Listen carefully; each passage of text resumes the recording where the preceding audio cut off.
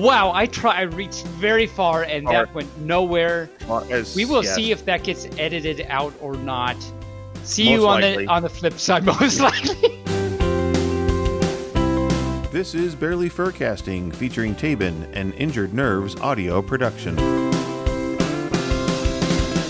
Well, hello everyone. Hello everybody out there, everything that listens to us in the Podiverse. In the Podiverse. I am Barely Normal, and with me again is... Hello, my name is Taebyn, and I am a pup. Bark, bark. It's so wonderful for any of you furs that are listening right now. Thank you so much for doing so. And how are you doing today, Taebyn? I'm doing really good, thank you. It's been a really busy last few days, and I feel really bad because there's some furs that have been trying to talk to me, and I've just been having to ignore them, and I feel so bad, but there it is. Remember, every fur that tries to talk to Taebyn, he's not ignoring you. He's a busy pup.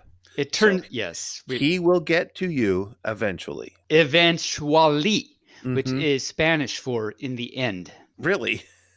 Actually, that's a reference to a Fawlty Towers episode. Oh, okay. I know. Do you remember that? Manuel, I do now, yes. Eventually. It's the episode where Basil Fawlty goes to place a bet on the horse named Dragonfly, and he's trying to tell Manuel to forget it. And Manuel's like, eventually. And he's like, what are you talking about? It's like, in the end. No, I want you to forget it now.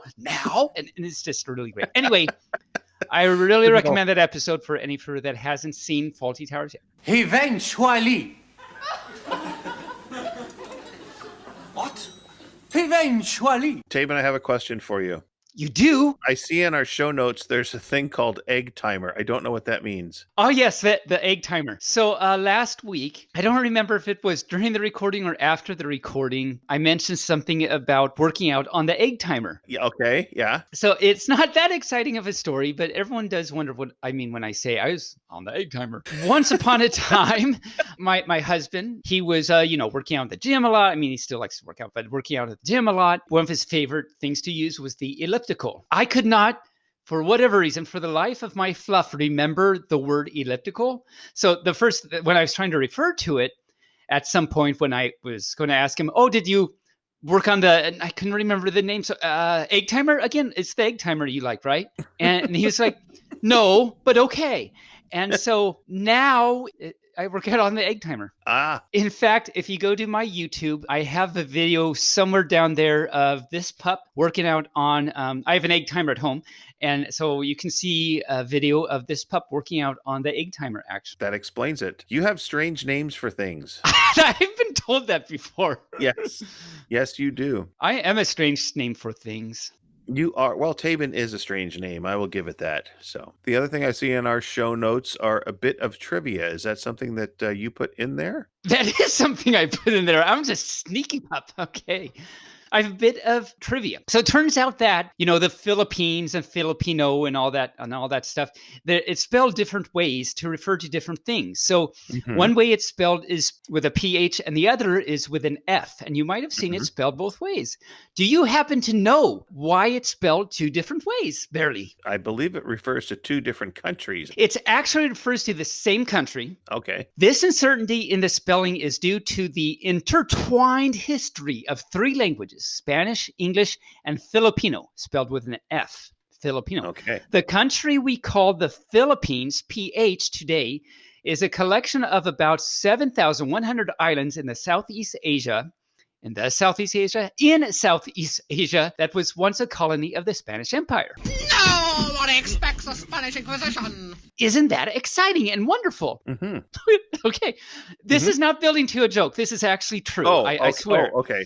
I could hear you just saying, okay, where's he going with this? But no, this is actually true. Yeah.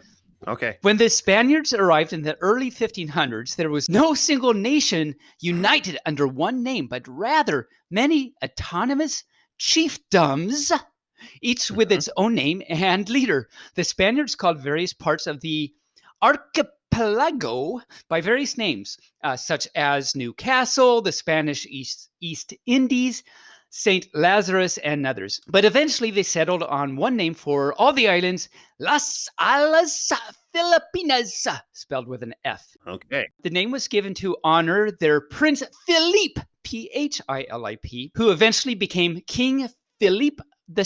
Anglos might remember him as the Anglos. That's what it says. Anglos. Are they- Hey, I'm an Anglo. Are you an Might angry remem- Anglo? I'm an angry Anglo, and I glow because of my Anglo-ness, I guess. Anglos might remember him as the king who sent his armada to attack Queen Elizabeth's England in 1588. Philip, Philip, comes from the Spanish Felipe, Felipe. Philippines with a PH is the English name for the country, while Filipinas with an F is both the Spanish and Filipino, which is a language, name for the Philippines. The people are called Filipinos with an F in English, Spanish, and Filipino. So there you go. Okay. Anyway, that was trivia that I thought was interesting, and I definitely did not know any of that. Well, I'm going to move us right into our media section because we are going to try 5-minute furs again today, and that will be happening here shortly. I finished The Boys. Wow, there's just a whole lot of psychologically wacko things going on in that show. Nice. So did it end violently too? Yes. You wouldn't expect anything less. Nothing less. No. I went back and I picked up watching the last few episodes of Grace and Frankie. Oh, cool. Yeah, I love that show. And it's a nice show, and it's fun. Yeah. And then, of course, the new season of Young Sheldon started this month. So, oh, it did. I did not know that. Yes, I'm so glad you mentioned that. I'll definitely check that out. Of course, last week we mentioned the comic strip called House Pets, and I was trying to catch up on them. I am now up to the year 2011, so nice. I only have 9 years to go. 9 years to go. But last week you had what, 11 years or something? So yeah, I was at the very beginning. So 2 years went by in a week. That's quite scary and amazing at the same time. One of the things I find fascinating about his comic strip is that he comes into a storyline mid-story. So there's no premise or anything to the storyline. All of a sudden it's just, they're talking about things that happened, and it's like, wait a minute. And I go back, it's like, that was never even mentioned before. Okay. So he just jumps right into the storyline as if it's almost like he had the whole thing in his brain, and he put down the panels on the computer. But we have no idea. Story, yeah. I don't know why that was there. So it's kind of fun. You kind of fill in the blanks on that. But that's what I've been doing. That's what I've been watching and reading. How about you? So I've continued watching Shooter. Still really good. Finished the season. I think season 3 of Young and Hungry. There's still more seasons out, but like that show. Have you heard of the show it's a movie called Odd Thomas back in 2014? I think I remember that. Yeah. Yeah, it's a supernatural thing. It started out like it might be interesting, but I think I fell asleep because I really don't remember anything about it. It got a 38% on Rotten Tomatoes, so maybe there's a reason I don't remember anything about it.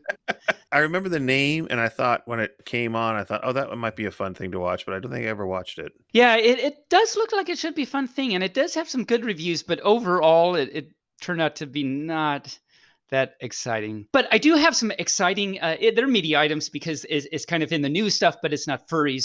So you know how artificial intelligence and technology is like going crazy these days. You've probably heard about the self-driving cars that they're trying to make.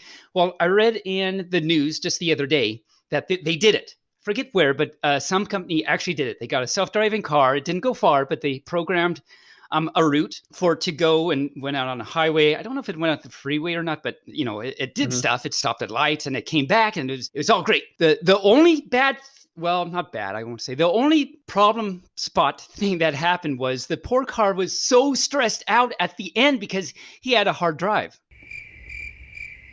Oh. No, but in other news, there was this big orange juice company out south, I think. And a worker was fired. I mean, it happens. And he got fired from this orange juice company for kind of the typical reason. He had a lack of concentration. All right. Well, we're going to post the link for 5-Minute Furs now. Okay, but I want to let you know that a friend was actually reading the news with me at this time, and so he saw orange juice and so got on oranges for whatever reason. And so he asked me, what rhymes with orange? And I said, no, it doesn't. So here we go, 5-minute furs for fun. 5-minute furs for fun. Let's see if anybody logs in. What rhymes with orange? No, it doesn't. Sure doesn't. I mean, come on. Wow. What school did you go to? Well, hello, careful subwoofer. Hello. That's what it came up on your screen is careful subwoofer. Woofer. Oh, that's amazing that it came up like that. I couldn't have picked a better name. I mean, because you're a woofer, so that just makes sense. That must mean you're under things because you're a subwoofer. Despite the name that came up on the screen, who are you? Yeah. I am Jay the Fulsky. Jay the Fulsky. Well, welcome to 5-minute furs for fun. Hi there. Well, happy to be here. Yeah, you're kind of a new fan, I think, aren't you? Well, I'm a fan of Taebyn's YouTube channel. Thank you so much. Yeah, no problem. You deserve the love. Yay! I love puppy loves. Well, that's exciting. It's glad to know that there's some fur out there that watches those. So where are you from? I am from the Bay Area. I'm a native, really close to San Francisco in the East Bay. Okay. Nice. So do you go to like FC and stuff? Yes, FC is definitely my local con, and BLFC very much so. And I also go to PodCon. Oh, okay. And what BLFC is like? What, 4 hours from you or something? Yeah, it's a good. That's nice. That's not a bad drive. 4 hours is nothing. No, we drive, and by we I mean Bearly drives this pup for 10 hours to get to BLFC and 9 hours to get to FC. So yeah, the 4 hours is pretty nice. Yeah, that drive up to Oregon and the Washington too is quite the drive too. It is. It's not bad though. I mean, it's all freeway. If you want to stay on the freeway, if you want to get off the freeway, it takes a lot longer. It's prettier, but it takes a lot longer. Prettier. So have you heard any of the pupisodes before? I had just finished binging all of your episodes. Oh no, that's like what 31 of them or something. That's a lot of good binging right there. Yeah. I Nice. just got a new job that allowed me to actually listen to podcasts because I actually knew about the Barely Furcasting for quite a while since I think when you started it, and Nice. I never had time. Yeah, I Okay. never had time to watch. And the fact that you've heard all of the pupisodes and you still want to be here, thank you so much. That's amazing. Oh no, you're quite amazing. I love your jokes. You gave me some laughter. It's really awesome to actually hear you like talk about your Good. math and give me some stories. It's really good. So what do you do for your current employment opportunity? Well, I currently work in San Francisco doing security for the corporate offices of Williams-Sonoma, like Pottery Barns and stuff like that. And me and a bunch of supervisors help coordinate a bunch of security officers for all of their main corporate buildings. Oh, wow. Is there a lot of espionage going on for the pottery and stuff? I mean, Just a lot of San Franciscoans and a lot of Yeah. Well, I mean, when you've got the really perfect gray jar to hold your flowers in, you really got. So I'm going to steal that right now. So you got to be careful. You may steal away, pupper boy. It's high stakes business with this pup because I like steak. He is a canine. He is a meat eater. Yes, indeed. So what else can you tell us yeah, about it? What do you have a fursuit? Do you have a fursona? All that kind of stuff. I am still waiting in queue to get my first fursuit, so hopefully I'll be joining that club very soon here. I've been waiting quite a while, so hopefully you'll be able to see me pretty soon, and I won't be scared enough to hug you at a con sometime, because I've always been too scared to come up to you and say, hey. Oh. Really? No, you can definitely come up, and I'm a huggy pup, so definitely you can come up, and I'm sure you will get puppy pawsies. And I'm pretty sure if you had just kind of hovered in the background, he would have spotted you and tackled you. I know I've totally have walked past, and my friends are telling me, "Oh, go say hi to Taebyn, go say hi to Taebyn, go say hi to Taebyn," and I'm totally one of those persons. It's like, no. Oh, well, that's adorable. That is adorable because Taebyn will hug anyone, anywhere, anytime. I mean, I hug plants. I plant hugs on plants and plants all the time. And on people, yeah. I'm jealous of those plants. Yeah, rhododendrons and Japanese maples and dogwoods, of course. That was a really. I did that. I did. Oh, you're very welcome to do that. Good job. Okay, gosh. If I had a treat, I would give it to you. So, Jay, I see behind you someone's playing a game on the video there. That is, my partner is playing League of Legends. League of Legends. Oh, he Nice. would. I would, and I'm playing World of Warcraft. Yeah. This pup plays Hearthstone, and I'm really, really bad at it. Although I did hit Diamond 4. That is such a lie. I saw you get the Diamond 4, and I'm very proud of you. Thank you so much. I'm very proud of you. Like, don't say you're bad. Come on. Well, I mean, that's the best I've ever done. So last week I hit Diamond 4, so thank you for noticing that. Yeah. And I think the week before, or a few days, whatever, I hit Diamond 5, and that's the best I'd ever done. Taebyn, have you ever heard of Legends of Runeterra? Legends of Runeterra? It is almost like a total Hearthstone ripoff that is made by the same company as League of Legends. Oh, really? I hear a lot of people who do love Hearthstone actually do love Legends of Runeterra. Okay, well, so since it's a ripoff, it's a total lull. Oh. But I'll write that down. I will have to look into that. Oh yeah, it's just a suggestion. You're good at one game, you could be good at another game. So does that mean that the two of you have played online together because you saw him get his diamond or something? Oh, no, I'm just a lurker that follows him heavily on Twitter. Yeah. Well, I was like really excited because this was just last week, and it's like the best I've ever done, and I was very excited about it. So I posted a picture of me hitting. I guess so. Bearly, and for all you furs that don't know, so Hearthstone is an online card game thing, similar to Magic. That's usually how I describe it. And it's based on World of Warcraft characters and stuff, which I never really played World of Warcraft, but I like Hearthstone. And so there's, you have ranks, and you start at like bronze, and then you can go gold and platinum, and diamond is the top 10 ranks. And within each rank, you have to like do 3 stars. And like when you're in diamond, it's really hard to like win.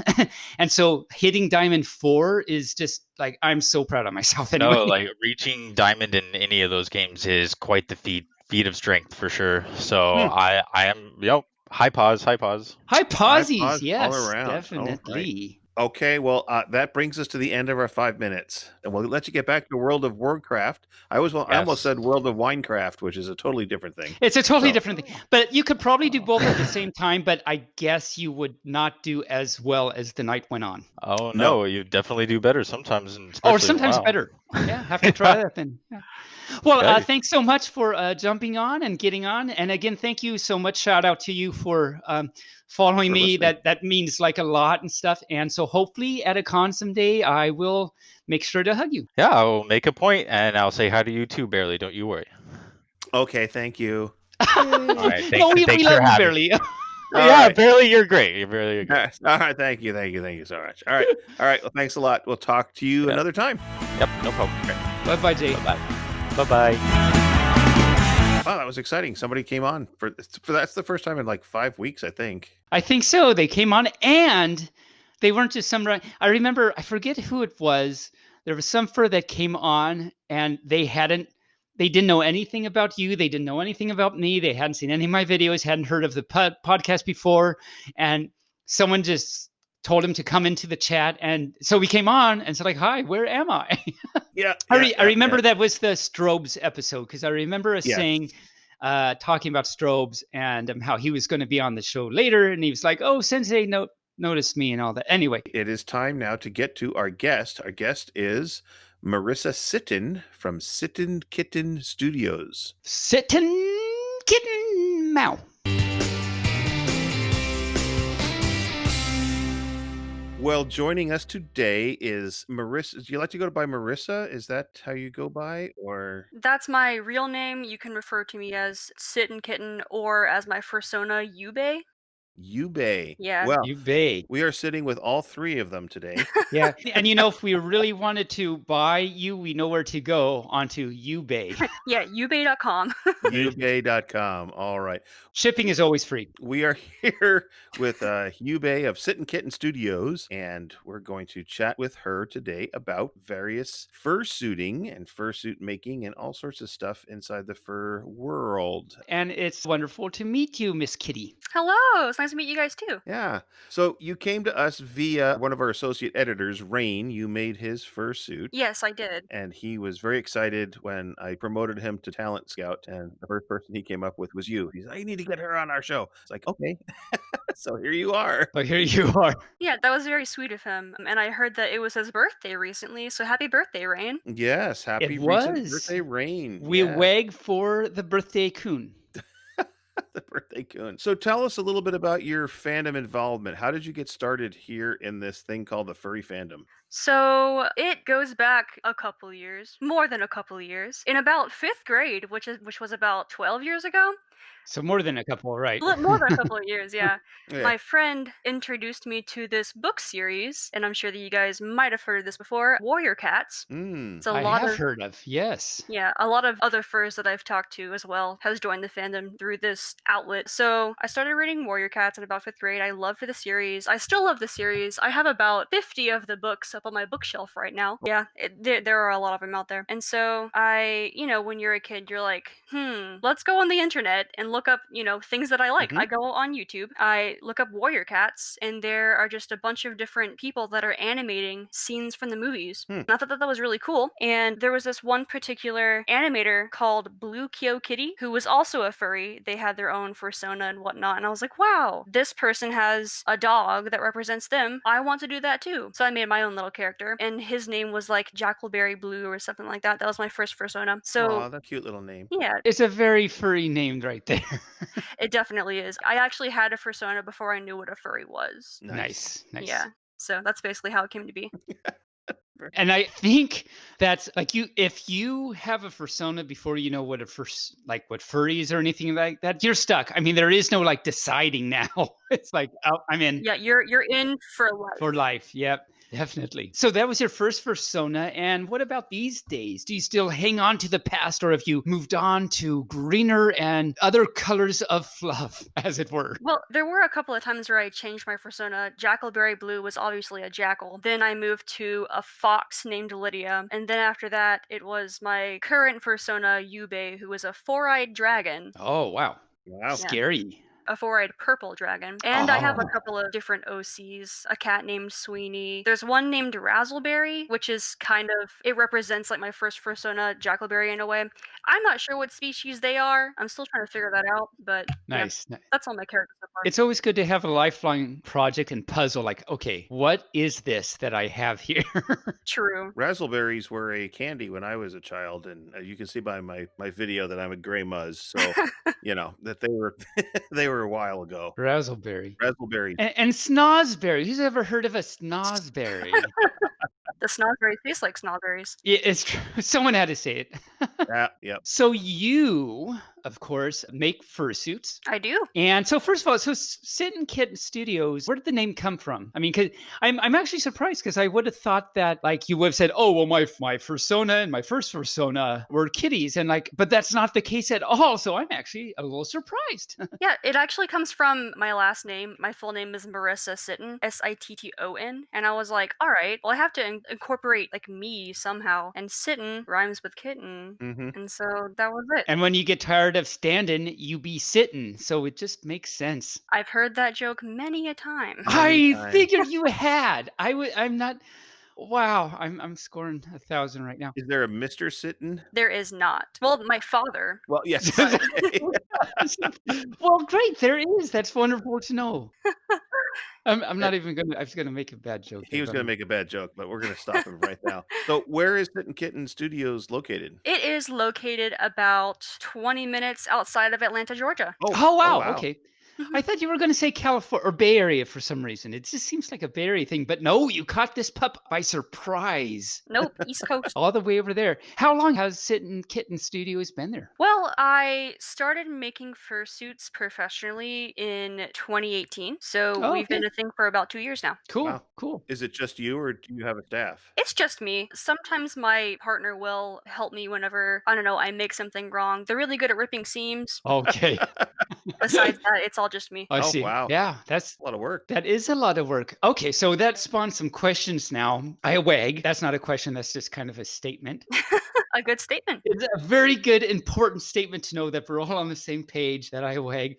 So, okay, so how many fursuits? Well, okay, wow, I've got so many questions all of a sudden. So, do you make partials and or full suits? I make both depending on who wants them. Usually, if I make a pre made, I will make just a head or a head and hand paws, and whoever buys them has the option to commission me for the rest of the suit. That way, the pre made will be able to fit whoever would want it. Yeah, that's a good idea. Okay, and that actually hits on. Wow, you read my mind fluff because I was going to ask about pre-mades and stuff, and because I've never really sure how that works. If I guess it depends on the maker. If you like make a full suit and you auction it off. I remember we had a matrices on the show a little while ago, and she was saying that she will. I guess it's kind of a pre-made thing. She will actually like auction them off and everything, and then you worry about, well, what about sizing and everything. But that makes a lot of sense to like, okay, here's the base, got the paws, got the facey, got the muzz. You can see the overall thing, and then fill it in with the bodysuit to match. And then I assume then your commissioner can have the opportunity to make a duct tape. I mean, all that good stuff. Right. Cool. So how long does it take you to make a partial or fursuit on average? I know every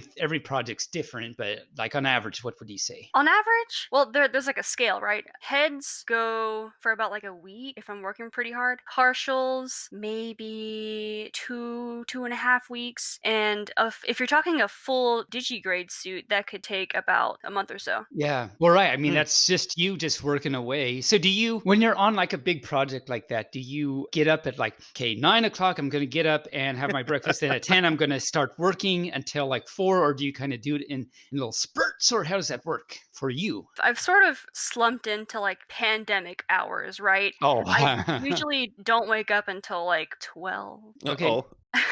No, I'm with you. Then no, I love it. Yeah, I have my breakfast lunch, and then I start working around 2. I stop at 5:30, have dinner, lunch, I don't know, food, Mhm. and then I start back up working at 9:30 or so, and then I usually work until 12:30 or 1 a.m. Nice. Oh, wow. We are of like fluff. We are different than Mr. Bearly over there. Our like fluff is this pup usually sleeps until like 11 or so, and then is up very late chasing tail or whatever I decide to do that particular day. It can be very exhausting chasing tail and running around the coffee table and hugging lamps and all that stuff. So, you know, Yeah.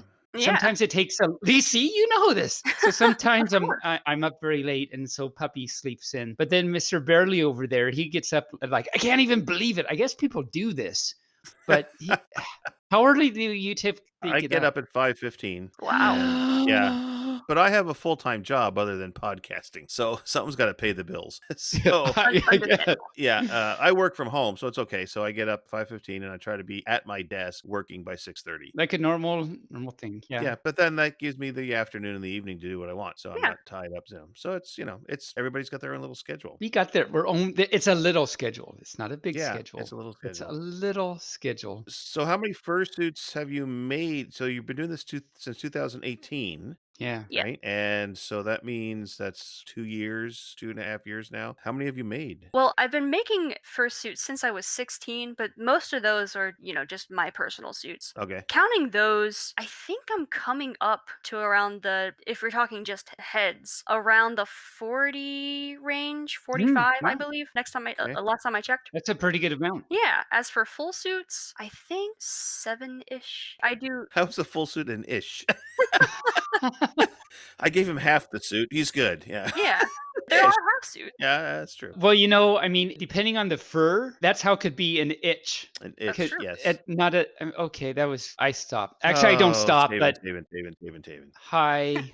Hi there.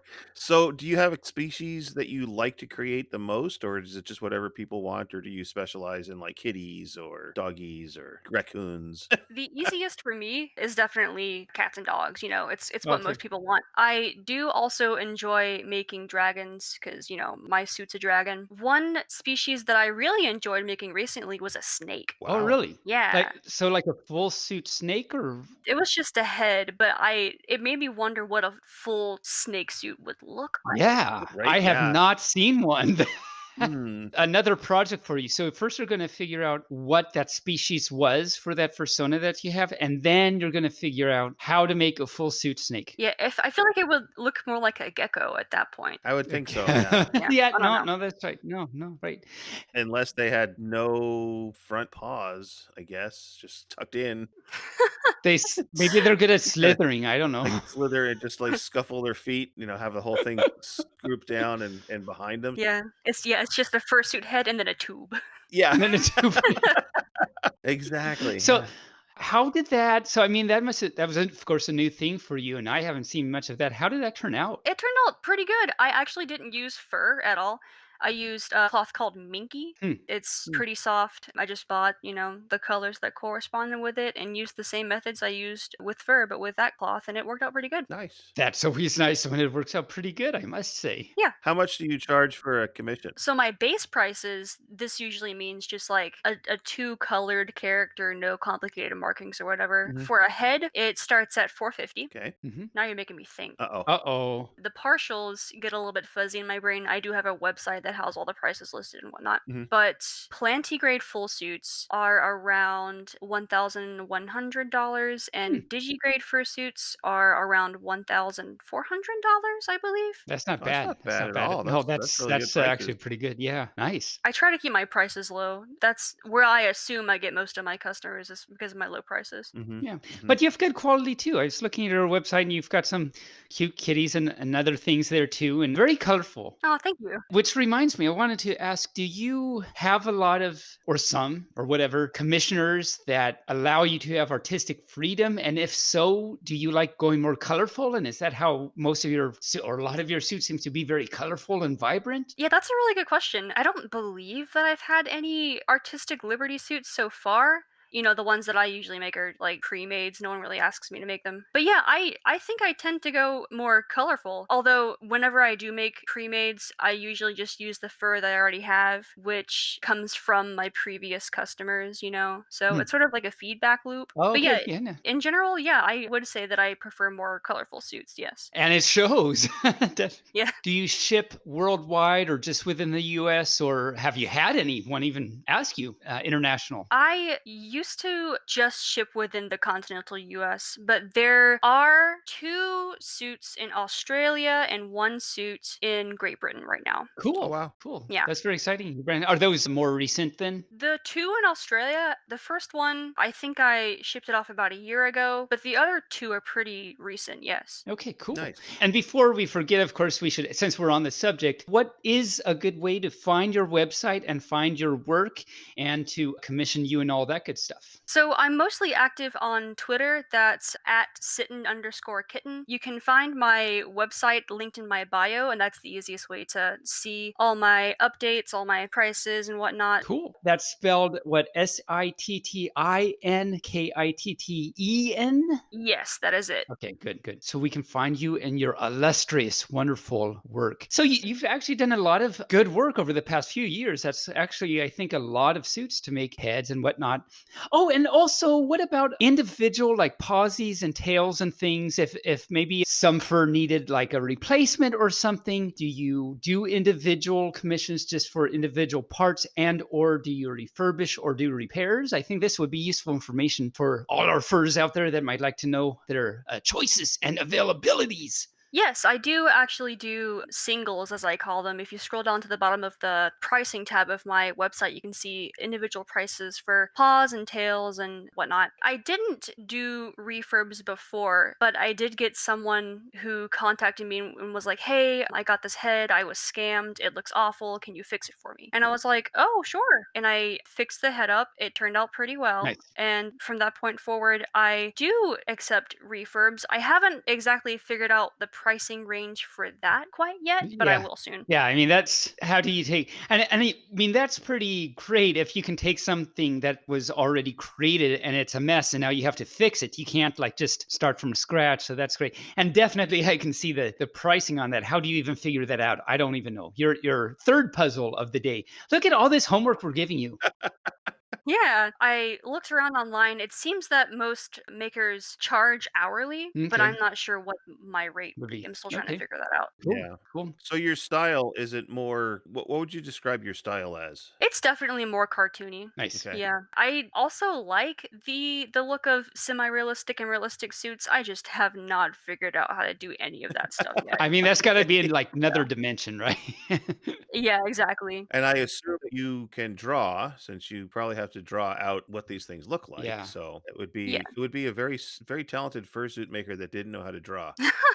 Yeah, exactly. Yeah, my art style is very cartoony as well. Okay. Nice. I got a lot of flack for that in college. I have a BFA in graphic design. Oh, okay. And when I went to art school, they were like, "Can you draw something else besides furries?" And I was like, "No." No, not really. Sorry. I'm Why? stuck. Why would you want to draw anything else ever? Exactly. Exactly. So, out of all this work you've done over the past few years, well, more than a few years actually, what would you consider, in your opinion, the most challenging and/or time-consuming? Now, of course, challenging, that's different to every maker. Challenging means different things to different furs and everything. But in your opinion, for you, what was the most challenging or time-consuming project that you had? Are you talking like specific project or like just general thing? Well, hey, there you go. I had been thinking like fursuit, but general things are nice too. There was this one specific suit who I believe his name is Rocco now. It was a bull, and I had to do the chest padding and the arm padding for that. I was used to doing digigrade leg paddings, but I was never able to do the whole muscle structure thing. Oh, okay. I actually did that suit for college credit.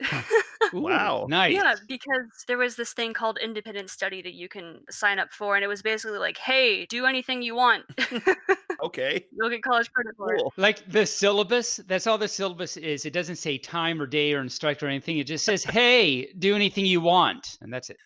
Yeah, you actually had to make your own syllabus. Oh, Oh, wow. nice. So basically, yes. So basically, nice. Cool. Cool. Yeah. I could be the instructor for that class. I know. Yeah, Do what you my want. instructor was honestly really.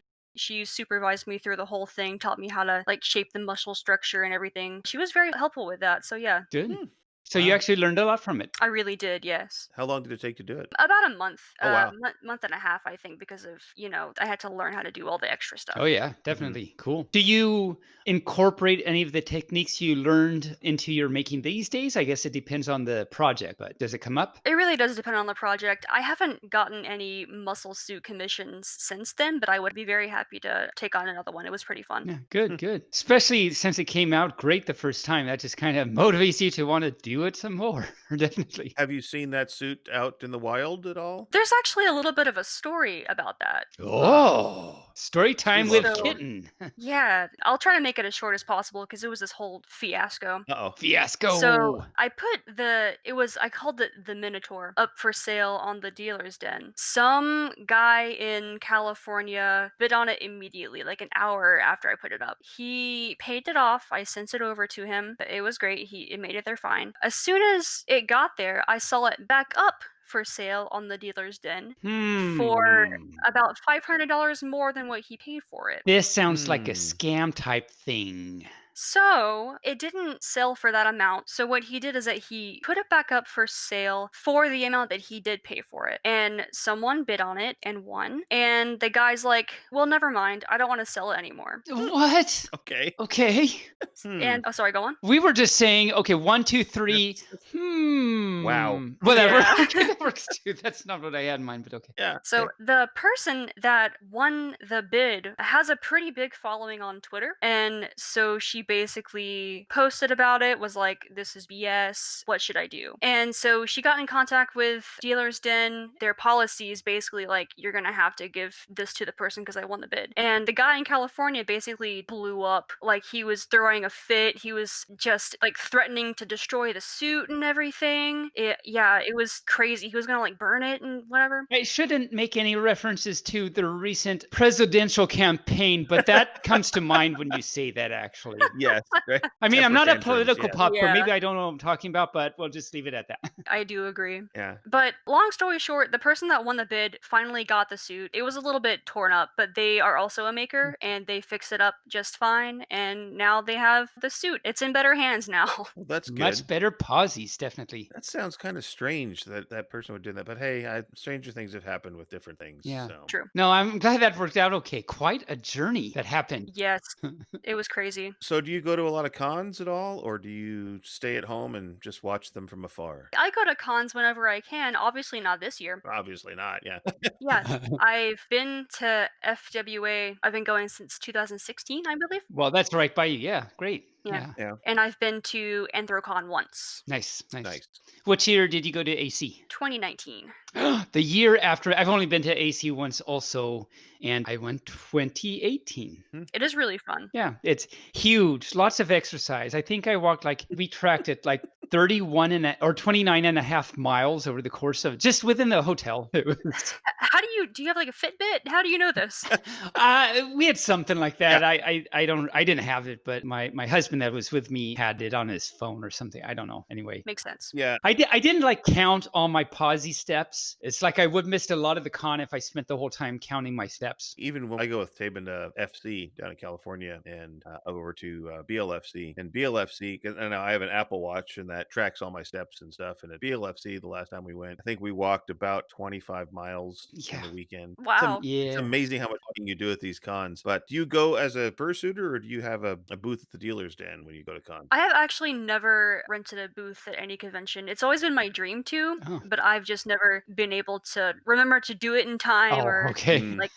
have the time to. Yeah. But yeah, I usually just go for fun. Cool. Nice. It'll be exciting to one day maybe see you at a dealer's den. Of course, we're on opposite Yes. ends of the world, kind of. So we don't I don't get to the furthest east besides AC cons I go to is TFF, which I've gone to 3 times now, I think. So we don't really converge yet, but someday maybe we'll converge at the same con. Yeah, I've always wanted to go to Texas Furry Fiesta. I believe that's what that is. TFF, yeah. Yeah, it looks really fun. No, it's really great. It's in one of my top favorite, maybe my second, I don't know, my top favorite cons. And it's a lot of fun. The venue it's at is really great. Venue, I used a French word there. Venue it's at is very great.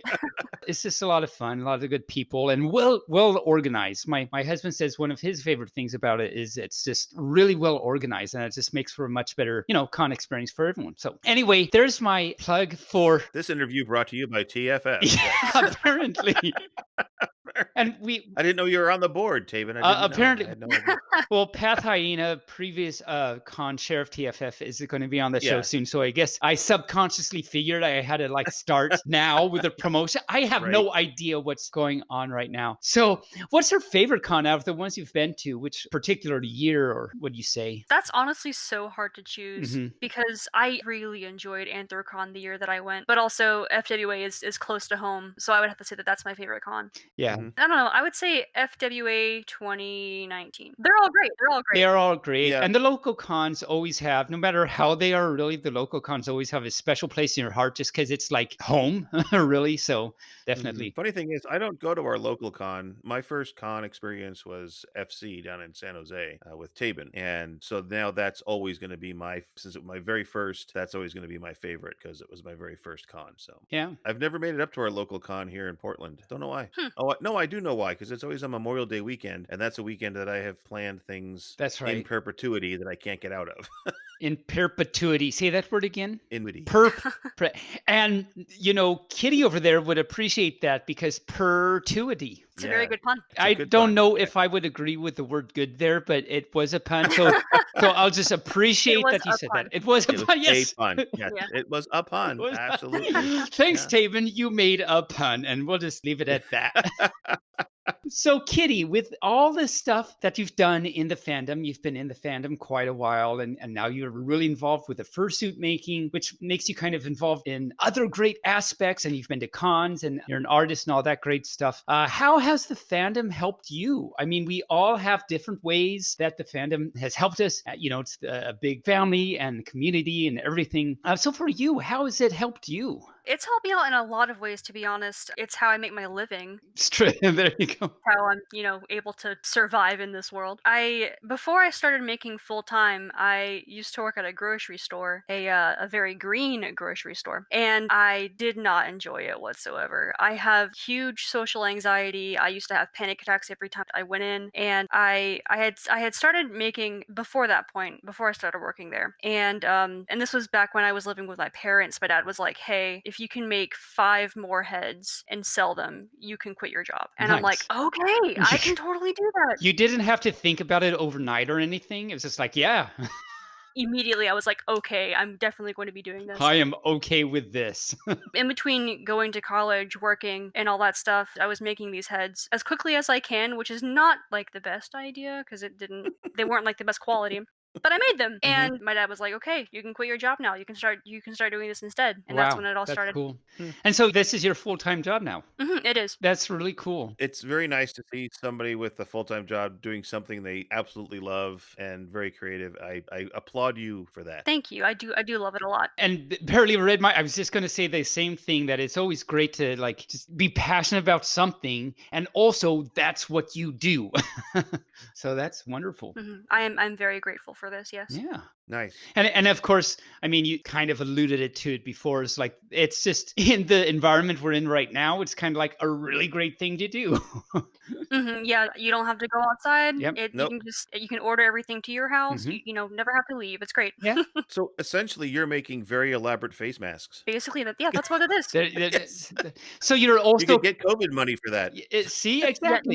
not medically grade. It's not Not No. medical grade at all. Oh, no. No, but most of the ones you buy aren't. So Yeah, it's that's true. like, hey, so you should get some of that federal money for making COVID Yeah. stuff, I wish. right? You had 100 employees and you're making masks. Yeah. Yay! Yeah. And now that you're on this pupcast, like not well-known little podunk pupcast, I'm sure the government will want to give you money now. You'll be like, hey, I was on this pupcast with a pup that wags his tail and a bear. So come on, I need money. Come on, Yeah, give me I'll money. write a letter to my local congressman, and then he'll There you care. go. There you There go. you go. There you go. So, as we kind of come to the end of our time with you, is there anything that you'd like to share, wise words of wisdom or deep thoughts about life in general with people that listen to our pod? And or even just things about yourself or all of the Yeah. above. I would say if you ever think about trying to make a fursuit and you have any like fears about messing up, just throw all that out the window and just try. But don't throw the materials out the window because you need No. those.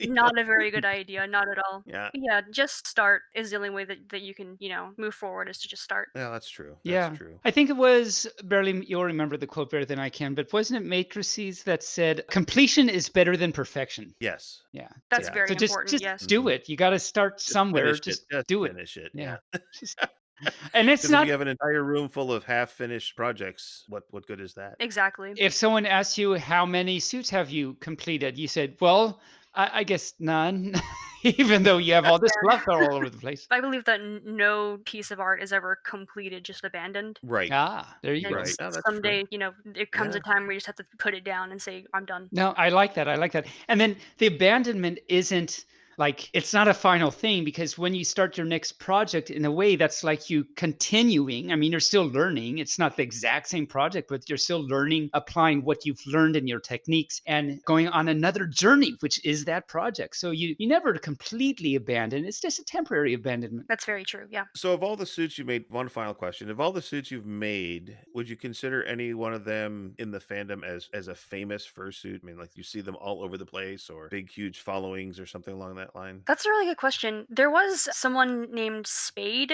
Okay. of Kings. He was a pretty big TikTok star for a little while. Okay. I haven't seen him post in a minute, but In a minute? yeah, What about a In- few in- in a minutes hot- ago? in a hot Oh, a minute. hot minute. That's very Yeah. different than like a few minutes ago.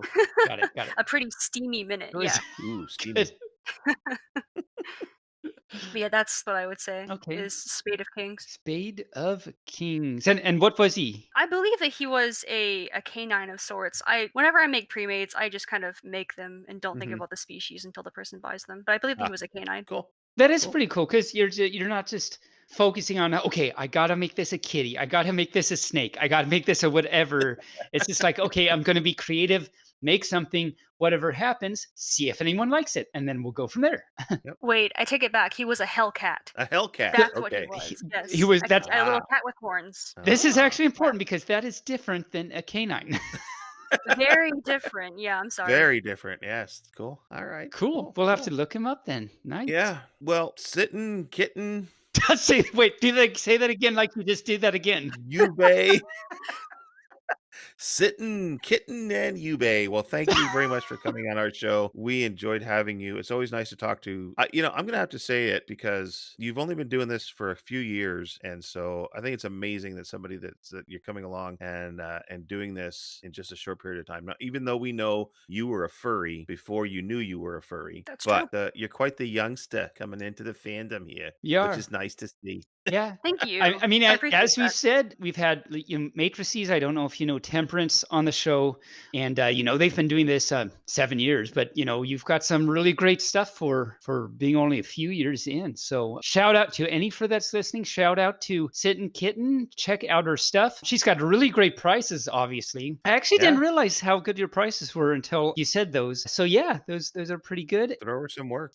Keep following your passion and all that good stuff. Bark. All right. Thank you so much. I had a lot of fun. Yes, Thank thank you. you so much. We'll talk to you next time. Hopefully at a can. We'll talk to you at a can of beans someday when we have no more money and we're just eating out of the same can of beans. I don't even know what I'm talking about anymore. So I'm just going to say thank you for being on the show. I hug you maybe someday in the fur and have a wonderful night. All right.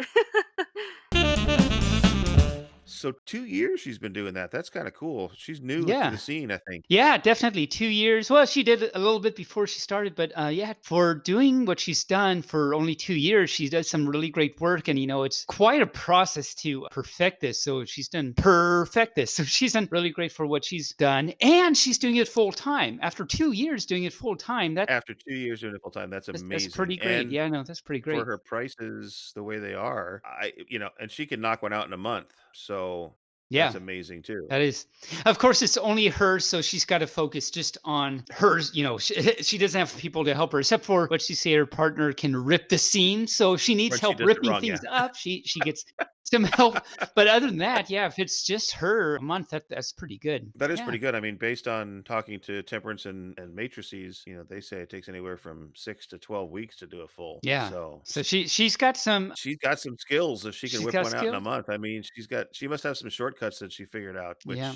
you invent a better mousetrap and you can get things done faster. Not that It's- that mousetrap have anything to do with fursuits, but I hope not. I don't know. All right. What do you say we get to our next segment? I say we get to our next, dare I say, segment. Actually, I have this note. I can't believe I didn't. So going back to media, because I can't believe I forgot to say this because I was excited to actually talk about this show I started watching this week, and I can't believe I forgot to say it. I got all hung I up can't with believe it either. Odd Thomas or something. I No, know. so when you're looking for a new show or something, you never know if it's really good or not. So you just try things, and sometimes you like it, sometimes you don't. And so there's this show. It's a Netflix original called Merry Happy Whatever. Have you heard of this show? I've seen it on the Netflix feed. I Yeah. haven't watched it. Yeah. Yeah, so this was one that we thought, okay, well, let's just try it out. And it's actually really good. There's only one season right now, so I'm only like 4 episodes into it, but it's funny. Right now, the whole season it's about a Christmas time thing where it's a tight-knit family, and the dad's a cop, and he's like a gruff cop and everything. And then one of the daughters is with this guy from LA, and they move back east for 10 days just for the holidays. And it's one of those typical the guy, does he fit in or not type thing. Whoa, he doesn't say it like that or anything, but it's really good actually. It's funny, and it's and the acting, in these, it's a sitcom, and sitcoms, it's often that the acting is not the best, but there's actually pretty good acting in this. And the cop, like one of the lead guys, is Dennis Quaid of all people. Okay.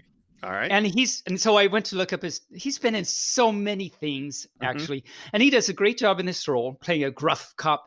So I went and looked about Dennis Quaid. He's got all these movies and stuff. 2 things that were notable that I noticed when I was looking through that I did not know. Did you ever see the movie Stripes back from 1981?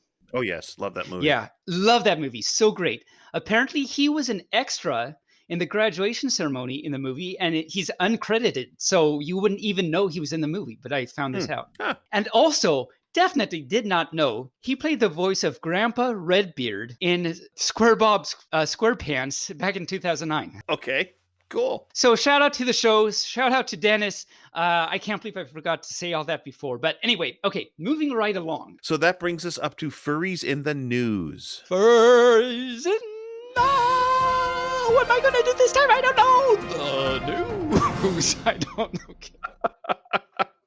For the Furries in the News segment, I always spend time scouring the web.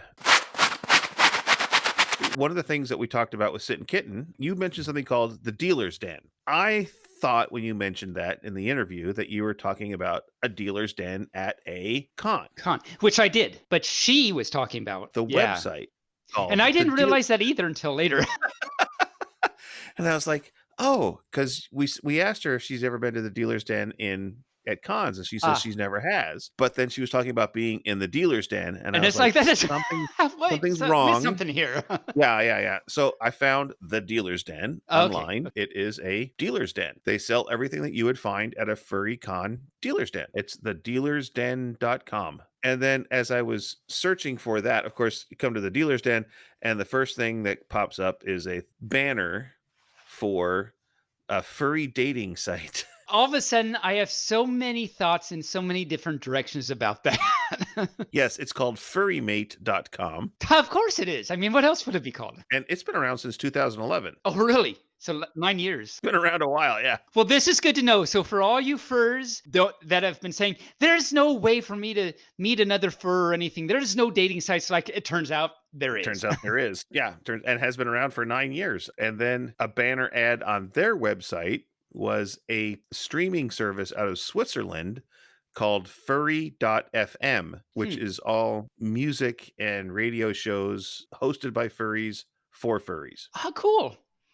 I'll have to check that out too. Yeah. It's based out of Switzerland, so some of the stuff is in German and Swiss, but that's everything I found in the news. Of course, there's no upcoming events, so we don't have anything to go with that, which brings us up to our story time. Story time with Taebyn. And what do you have for us? I actually have 2 little stories.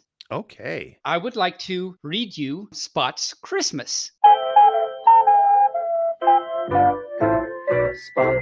Spot, a lovable Spot. He's soft and cuddly and he smiles a lot. If there ever was a pup to cheer you up, it's Spot.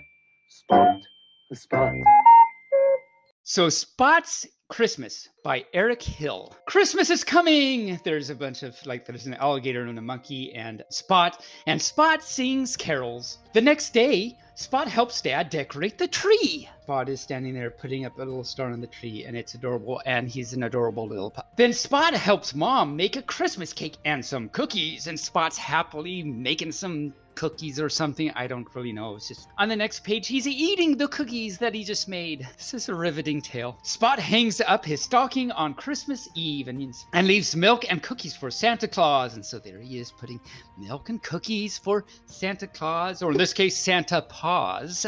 Merry Christmas, Spot. Did you see Santa Claus? The Mom and Dad puppy say. And Spot says, no, but I know he came and he filled my stocking. And there Spot is with the presents that he wrapped for himself in his stocking, and an empty glass of milk and an empty plate of cookies. The end. Oh, that was it. Okay. That was it. Hence why I have another Christmas story. Oh my cow.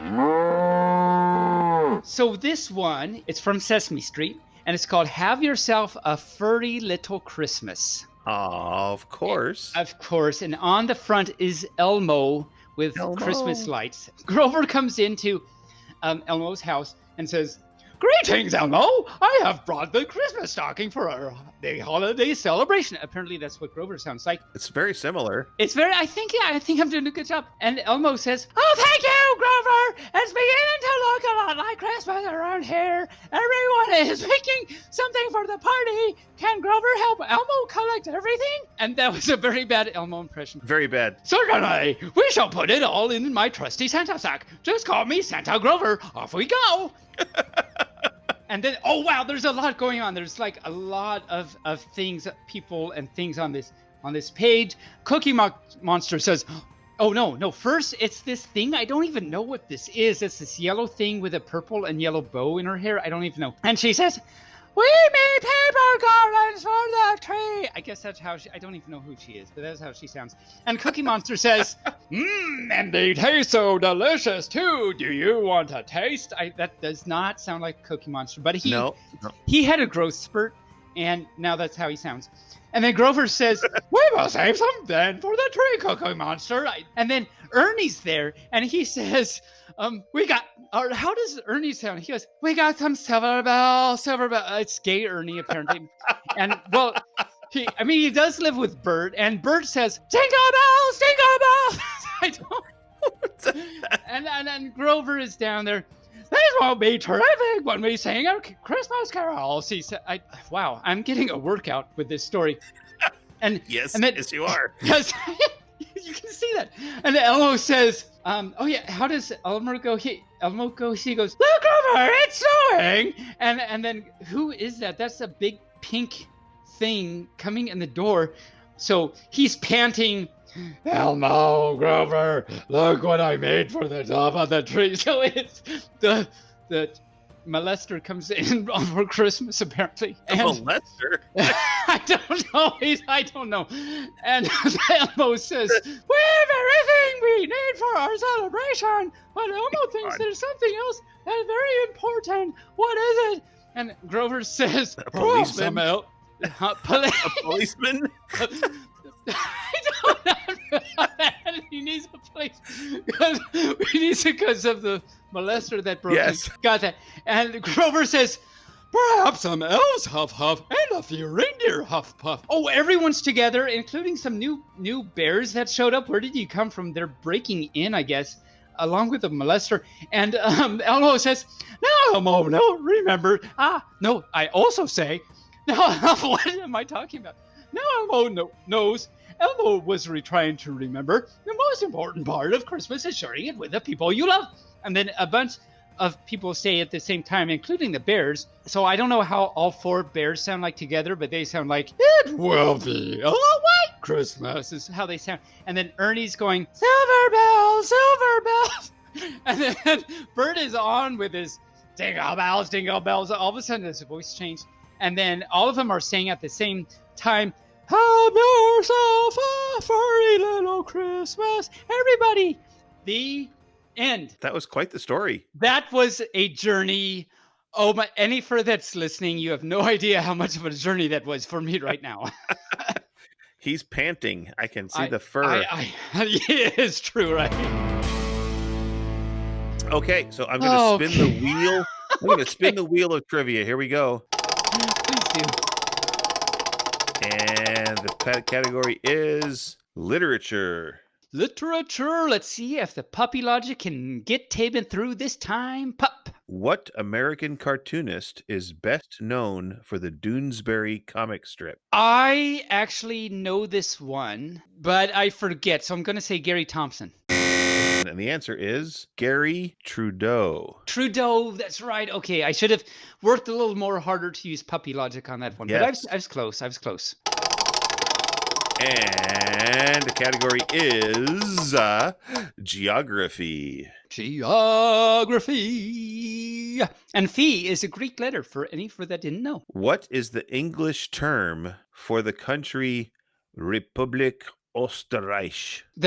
So do that again? What is the English term for the country Republik Österreich? Well, okay, so Österreich, and that's got to be German. So we're talking about a German ostrich in the Republic. So it's a Republican German ostrich. So this ostrich is a Trump supporter, will not social distance. So the English term must be Bob. Bob, the country of Bob. Hello, Bob. Yes. They're called bobbers. People that lived in they're Bob called bobbers. They like going swimming and stuff. So apparently this is the Republican Trump supporter German ostrich named Bob which is also the name of a country where they swim a lot. Or the correct answer would be Austria. I actually was first going to say Austria, but I thought, no, that can't be right. Well, that is correct. All right. Okay, we're going to spin the wheel one more time. And the category is science. Science. What is the term for a plant that lives or grows for only one growing season? I think it's a preannual. Is that your final answer? That's my first answer. Okay. My second answer will make a lot more sense. So let me try this out. So, because I gotta trust the puppy logic. So it's a plant that only flowers once a year. Only one growing season. One growing season. Okay, growing season. So there was that show, Growing Pains, and if you're in the wrong season, you're having pain. So obviously, Growing Pains with Michael J. Fox. Okay, so we're talking about a fox, and we don't know what the fox says. What does the fox say? But we do know that it jumps around and hops with fluffy tails. Oh, and I wrote that song about the fox that Gabriel from, I think someone asked me to make that. So we must be talking about vulpine is the answer. The answer is annual. Well, okay, so not vulpine. It's not a vulpine. I don't even know what a vulpine is. Well, it's closely related because it's a type of tree that only voles once a year.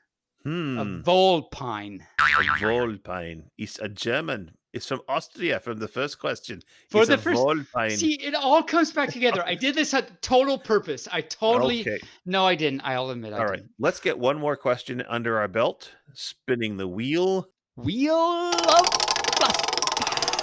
And the question category is entertainment. Entertainment. What Canadian rock band had such hits as Tom Sawyer, Closer to the Heart, and YYZ? Well, I'm not going to rush to an answer because I just gave you the answer. And the answer is Rush. And I actually knew that. I didn't need puppy logic. And trivia, this pup used to play, for the fun of it, YYZ and Tom Sawyer on the drums. So really? Just for the fun of it. I have a book of transcriptions of some Rush songs, some of which are Tom Sawyer, YYZ, Limelight, things like that. Well, that brings us to our final segment of the evening, and that will be really bad jokes. RBJs. Because I haven't told any of those yet. So let's do that. No. Have you got your RBJ book?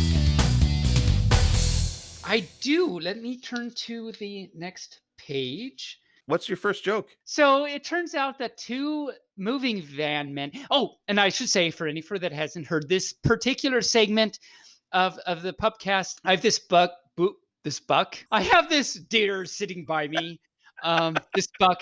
And we read this story from this book called Funny Jokes and Foxy Riddles from 1968. Whenever I read these in this section on the pupcast, I have not read these jokes before, so they can usually, like 90% of the time, at least, really bad. In fact, some of the time, we don't even understand them because they're so bad. Without further ado, it turns out that two moving van men were taking things into a house. And one said, Joe, could you help me lift this chest? Joe asked, why? Did Miss Jones tell you to? No, replied Tom. Then how do you know she wants it moved? Asked Joe. Because she's under it. I mean, that's actually a fact. That would probably actually happen and be a good reason to move the chest. I spotted an albino Dalmatian the other day. An albino Dalmatian? That sounds pretty interesting. I know. I spotted it. It was the least I could do.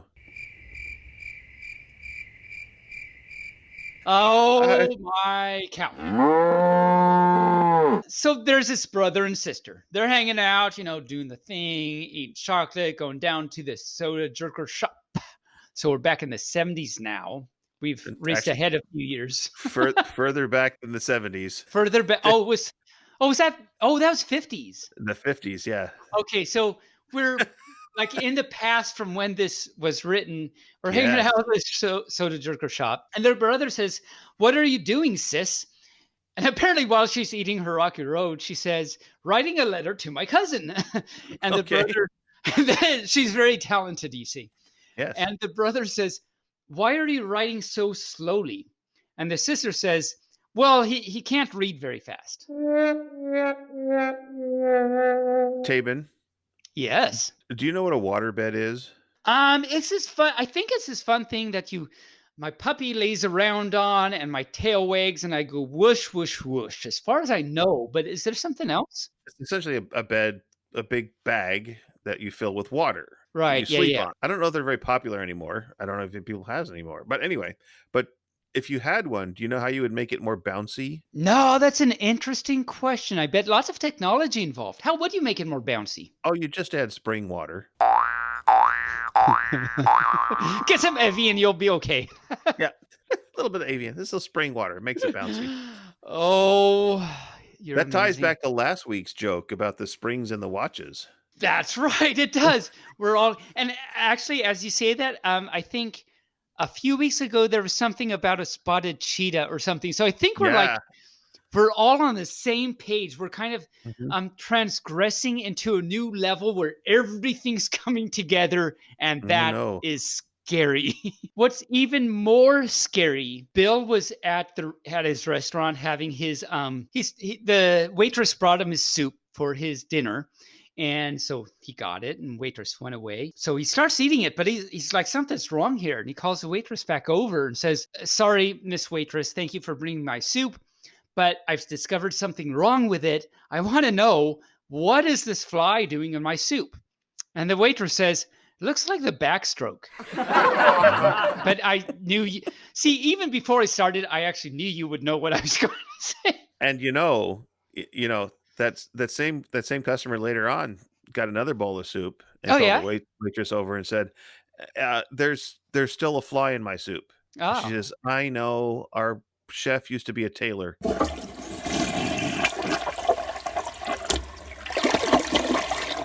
Um, this is where the puppy brain. Okay, so say that all again. The guy says, "There's a fly in my soup," and the waitress says, "Yes, I know. Our chef used to be a tailor." There are so many badoom boom chings right there. Well, speaking of soup, I Yeah. remember once that you told me that you loved alphabet soup, but then again, Mhm. I may just be putting words in your mouth.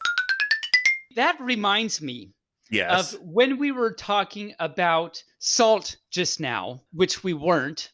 but we could So, be. but we could be. So I'm going to be insulted by everything you say. Let's pepper that into the conversation. I think I already said that last week. Anyway, Susan says, "Mom, may I have 10 cents for a man?" Because he's crying outside. And I find, again, it's 1968, so 10 cents goes a long way, I A guess. long way. Yeah, yes. So there's a man crying outside, Mom, and I feel bad for him. So could I please have 10 cents? And Mom says, "I don't know. What is he crying about?" And Susan says, "The ice cream is only 10 cents. Huh? What? What? What? Romans and stuff. Yeah, yeah. We'll let someone try and figure what I just said out. If you figure it out, please let us know. Yeah, yeah. So I had to go to court lately, Oh no, that's recently. horrible. I know, it's terrible. It was absolutely terrible. I That had a is. lot of traffic tickets. Yeah. Oh, And so I went to court and I said, "I am here to dispute 6 of my traffic tickets." 6 of them. Okay. And the judge said, "Repeat infractions?" I said, "Okay, fine. I'm here to dispute 3/5 of my traffic tickets." Because repeat infractions. And he did. I actually kind of love that. But you knew I would. I knew you would. I knew. That's why I saved it for last. And that is the last joke that I have. And that takes the pie. Well, Taben, that brings us to the end of our show once The again. end of the show. And once again, we have spent an hour hard to believe that we've spent an hour together. Wow, really? We keep It's wow, like- that's It's just amazing how fast this goes by anymore. when I'm all caught up, listening and reviewing our pupisodes and everything. Mhm. If I'm like working out on the egg timer or something, or pulling Mhm. weeds outside with my pausies, I've gone back and started listening to all of them again, and back on episode 3, halfway through it, the one with our first guest, A&W's chair Gabriel. Very, very good interview with him, by the way. He said a lot of cool things. Anyway, you had said to me at one point, because I had mentioned how at these days, when I say certain things, like you don't even react. You're just Right. like, nope, it's not going to do it. Yeah. And I forget if he said it on the episode or if it was afterwards. And you said like, yeah, I've learned it's probably a bad idea to respond to that because Taebyn, and also my bear brain starts going down other little bunny trails and stuff. Yes. And so we talked about how like this is helping you work on yourself, and that's great. And so we're doing great things. So why I bring this up is because I was listening to episode 2 the other day, and I Okay. listened to that, and 1, of course, and I totally know what you mean now, because back in episode 1 and 2, and probably a few later, you were so going down the bunny trail. It was amazing. So any fur that hasn't heard the earlier stuff, if you want to hear the Bearly's bunny trail, please do. It's amazing. Love it. Shout out to our wonderful Bearly. Little bear bunny trails. Yes. I follow the totally bunnies. understand now. Yeah, I mean, because yeah. when you said that before, it's like, okay, I can kind of see what you're saying, but I can't hear it. I don't know. But going back Right. and listening, it's like, okay, I got it. Well, you're a braver fur than I am, because I don't go back and listen to our old episodes. Well, at one point, like a few weeks ago, I thought, I'm all caught up, but I'm going to be working out on the egg timer. And so I want something to listen to. Music is good and stuff. But hey, let's go back and listen to some, like episode 1. Isn't that scary? Let's just try it. Oh, yeah. So I'm sure it was so bad, but we had to learn. We learned, and we have gotten better and better and better. And we've got fans, and we have a staff, and we have a lot of fun. Staff.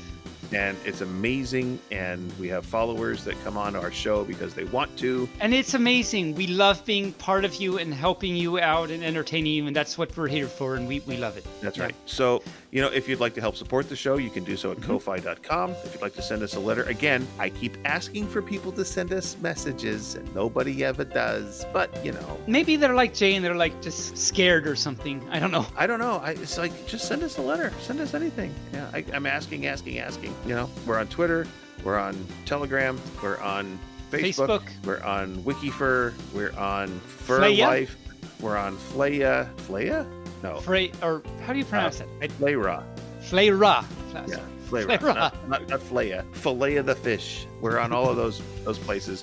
So reach out. And with that, Taebyn, I'm going to say, since we're staying with the German, I'm going to say Auf Wiedersehen to you. To you.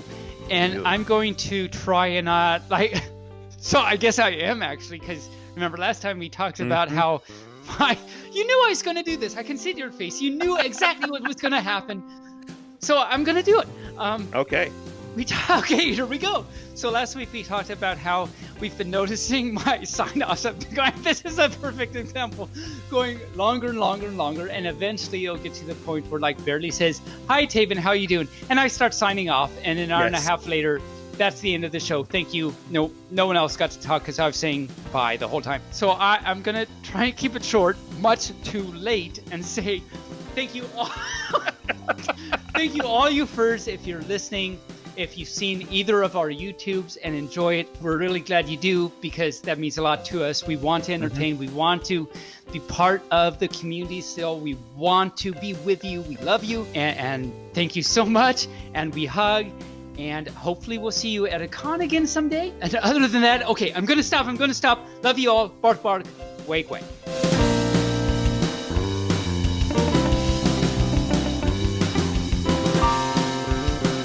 Bearly Furcasting is an Injured Nerves studio production and is found on all major podcast platforms or can be heard directly at bearlyfurcasting.com. The opinions expressed here are those of the hosts and their guests, and no commercial compensation was granted. The Furcast is produced, recorded, and directed by me, Barely Normal, aka Mike Began, and is edited by myself and our associate editors Rain Raccoon and Canes. This week's interview was edited by Rain Raccoon. Opening and closing theme music, as well as some interstitial music, was created for Injured Nerves Productions for the use on the podcast by our music associate Regday with Damien Tanuki. If you would like to send us a message, you can do so via email at barelyfurcasting@gmail.com, or on our Telegram chat at BFFTchat, on Twitter, on our Facebook page, or on the barelyfurcasting.com webpage. You can also help support the show through donations at ko-fi.com/barelyfurcasting. Thanks for listening. We hope you come back and listen next week.